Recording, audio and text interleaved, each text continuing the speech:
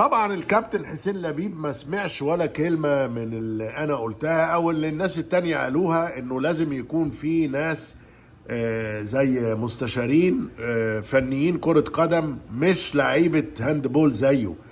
التعامل مع مدرب اجنبي او مدرب مصري او لعيبة مصريين او لعيبة اجانب بيتطلب ناس زي فاروق جعفر وحسن شحاتة، ايمن يونس، اشرف قاسم، اسماعيل يوسف، هقول مليون واحد من القدام، بس ينقي منهم اتنين على الاقل. حسن شحاتة مثلا يدينا نصايح، يدي للمدرب ارشادات، يختار معاه اللعيبه، يختار معاه الجهاز، يختار معاه مش عارف الخطط، يعني يديله خبره السنين بتاعته ضد الفرق الاخرى وبالذات ضد الاهلي.